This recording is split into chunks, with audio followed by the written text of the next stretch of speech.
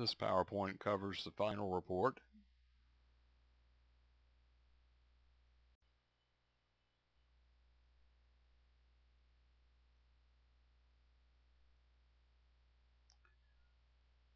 Of course, the first point is something we've been talking about all semester, and also to some degree with the second one as well. But we'll be putting more emphasis on easy information access through having a table of contents, for example, that breaks the report down by headings. We'll also be looking at structure and organization of this report. Typically, companies have a template for their final reports, and they expect all of them to be basically the same in terms of structure and organization.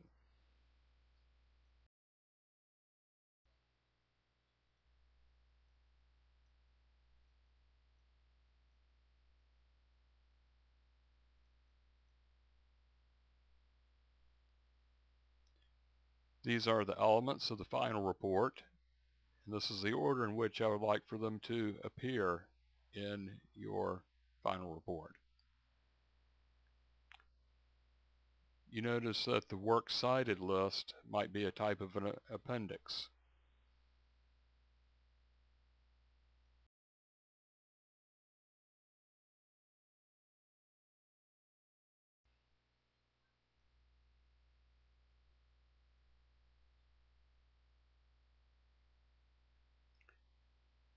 With some of these parts, such as the executive summary, the abstract, and the letter of transmittal, they can't be written until the body of the report has been written.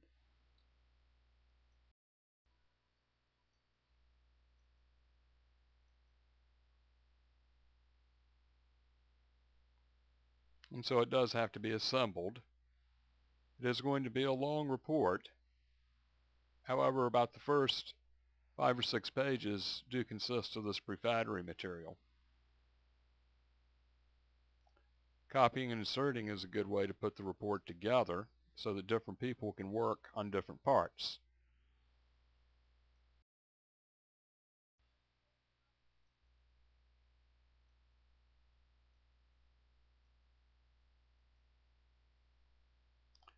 The first part is a letter of transmittal, and you'll be turning in an electronic copy, and unless you're at too far of a distance, I also suggest that you turn in a printed copy to my office in case something goes wrong with the electronic copy.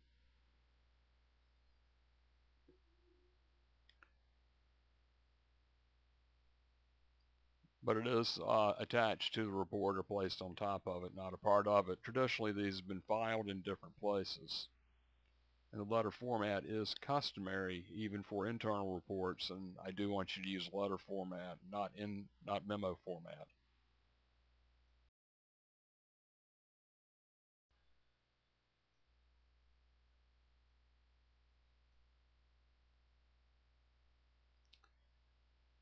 So this is a place where you can think about what will be most interesting to the principal audience and put emphasis on it.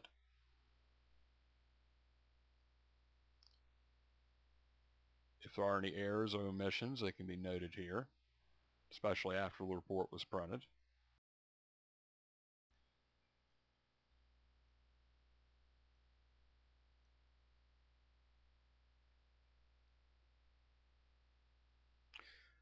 A question that students sometimes have is, how is what we're doing in this document, the letter of transmittal, different from the executive summary and the technical abstract?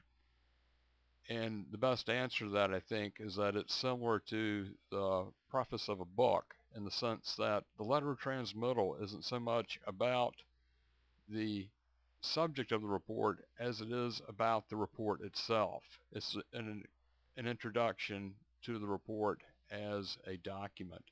If you look at the preface of textbooks, very often they'll tell you things like who is involved with the revision, different people who might have reviewed it at other universities, things like changes from the previous edition. And the letter of transmittal is like the preface to a book in the sense that it is about the report as a document. And so that's going to involve a little bit of summary of your findings. But what you're focusing on is the report as a document.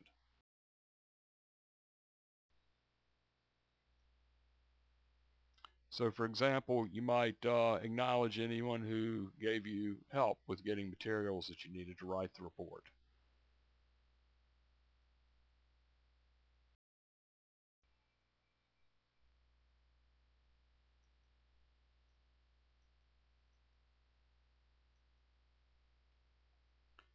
After the letter of transmittal, you'll have the title page, and it should be clear what the subject of the report is. You can see in the first example it would be a recommendation. The second one is an analysis.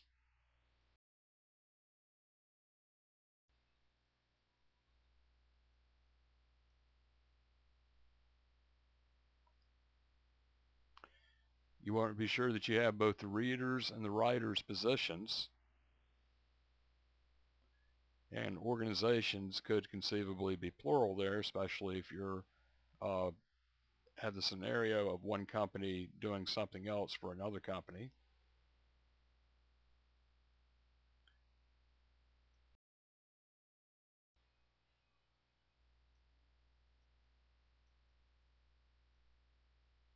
Next will come the abstract. Now, the abstract is similar to the type of abstract that you wrote at the beginning of the semester. So it's a descriptive abstract. Basically it tells what the report is about. It's a summary. It doesn't make any value judgments about what the writer thinks that the reader will find most important. And your link there is going to be 10% of the introduction, body, and conclusion. In this part of the report, and only here, it's acceptable to use technical terminology, because we're also going to think of this as a technical abstract, so you assume that the readers are familiar with technical jargon, for example. The rest of the report needs to be written so that it is accessible to a general audience.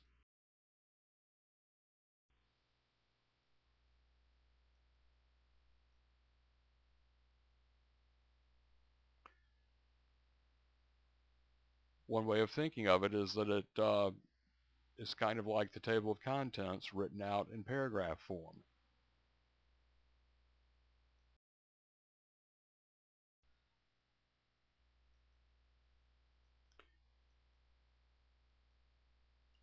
Now, the executive summary is an informative abstract, and what that means is the difference between the executive summary and the technical abstract is that the technical abstract is considered to be more objective and the executive summary is more subjective.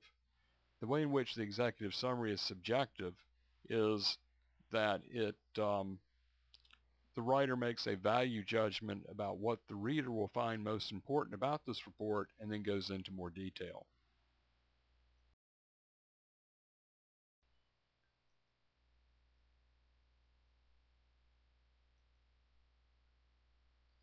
The executive summary is also longer. See that you want to have it to be about 1 page, and I want you to use at least one heading. So you're going to have at least 2 paragraphs. You can have more than 2 paragraphs, and you can have more than 1 heading. It is intended for managers, so it does need to be written for a general audience.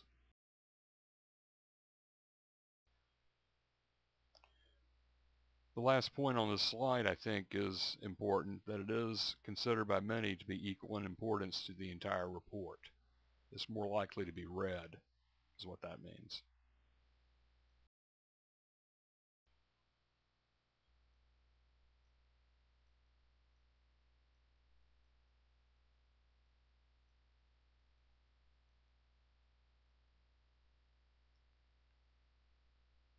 This slide compares the abstract and the executive summary.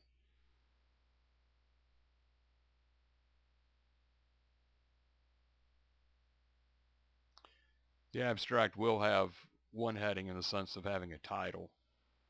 At least want to have abstract up there.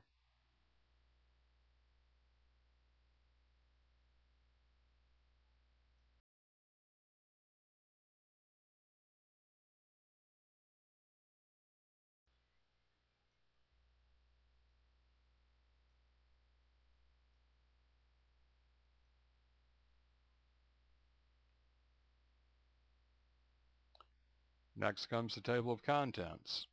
What the table of contents is doing is breaking the report down by headings. And so what you'll tend to see is you'll see a listing for, you might have several different headings on one page, and you'll see that reflected in the table of contents. So you'll see like perhaps 3 references to page 6 or something like that.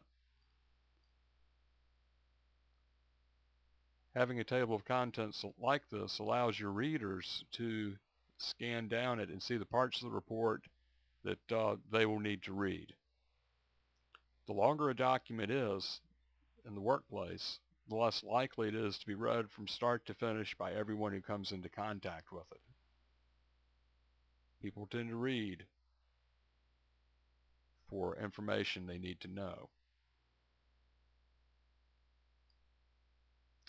You also want to use the same format for headings. For example, if you're underlining headings and italicizing subheadings, then you need to use the same format in the table of contents.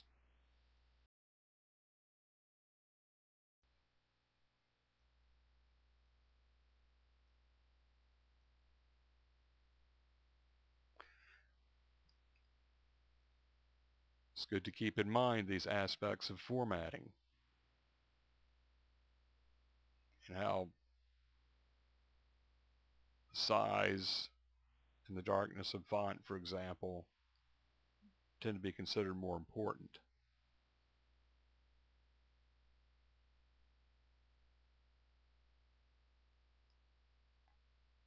You can also use an outline or a decimal style approach where perhaps after your introduction you have a section, first section for discussion you call 2.0, and then the first heading under that is 2.1.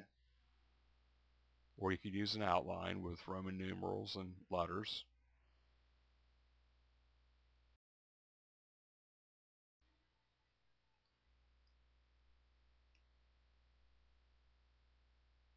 So the list of illustrations is a page following the table of contents. For your final report, you are required to have at least 2 visual aids of some sort. Now, a table can be considered a visual aid. A photograph can be a visual aid. A pie chart can be a visual aid. If you have tables and anything else, then your list of illustrations needs to be broken down into 2 parts, a list of figures and a list of tables. They need to be separated. If it only contains figures, it is a list of figures. If it only contains tables, it's a list of tables. If it's both, it's called a list of illustrations, and you break them down into 2 parts.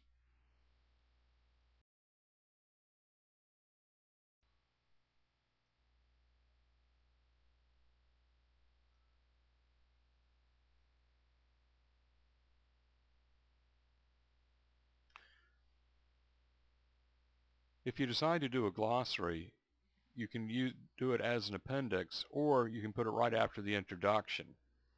Your decision would be based upon the use your primary audience would make of this glossary. Do they need it to understand the report that follows? If so, you might want to put it right before the introduction. Or will very few readers need this glossary? If so, it might be an appendix.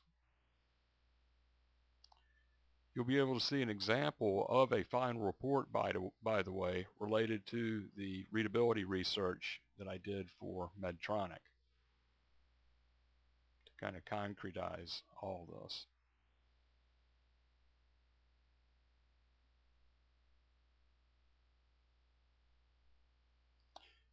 Something else you can do with a glossary is to put the words that are in the glossary in bold throughout your report. And this isn't quite as tedious as it sounds. You can do that by using find and replace. You don't want to replace anything, but you can type in the words that are in your glossary and then have the computer go through and stop at every point in the report where these words are used, and you just simply bold them.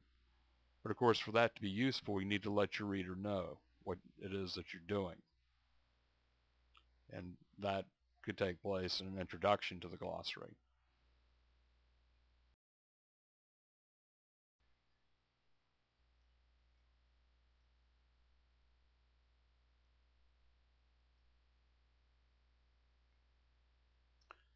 The appendix or appendices come at the end of the report. Sometimes you may have large charts that are too bulky or of interest only to a few. And of course, this is another example, if you have something like that, of why you would want to print it and be sure to drop a copy off at my office. If you're at too much of a distance to do that, then I get the best thing to do would be to not use them, anything that large or bulky. But I'm thinking here about blueprints and things like that that are fairly large and fold out.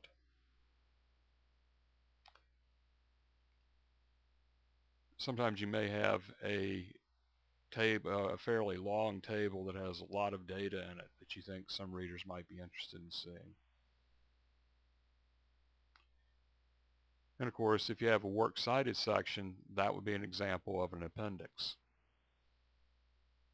Be sure to list any appendix in the table of contents. It should have, you can call it Appendix A and Appendix B, but it needs to have a title as well, such as Appendix A, Bibliography, or Works Cited, and it needs to be listed in the table of contents.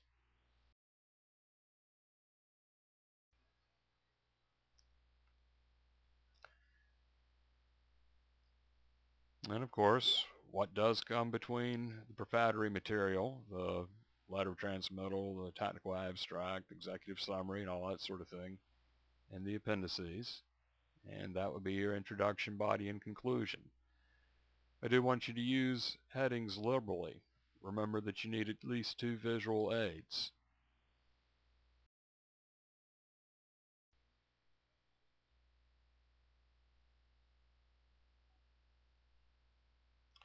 In terms of development, you can fall back on some of the writing that we've done this semester in terms of describing processes or describing an object.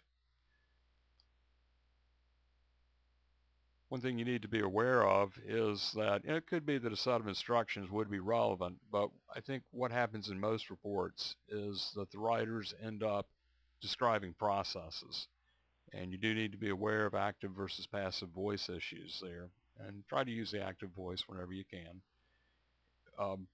The type of writing that you do there is very similar to what you did with the set of instructions, in the sense of taking a process, breaking it down instead of into steps, into stages, and describing what happens. And this is applicable not only to thinking about a scientific or a technical process of some sort, but also even to documenting how something was built or installed.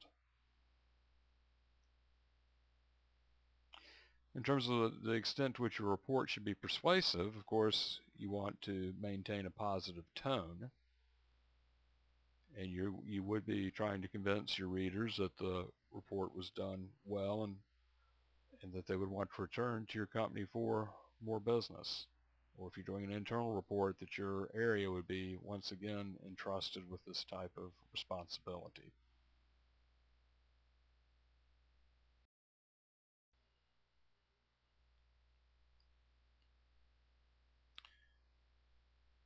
I do expect the electronic version of the report that you send to me to be one file. I will not grade a report sent to me in multiple files. It's your job to put them together. So be sure your report is one file. Now, the way that I will return this is I will get one report from each group. When I'm done grading them, I will send a copy of the report back to each group member. And it is a good idea to drop a printed copy by my office. Sometimes during exam week when I'm grading these, it might be hard to get in touch with people. Again, if you're at a distance, it's not worth your trying to overnight it to me or anything like that. But keep an eye on your Georgia View email until you see a message from me indicating that I have graded and returned the reports. Or if conceivably there was some type of problem, with your report, like it opened as code or something like that. You could always resubmit it if that were the case. Let me know if you have any questions.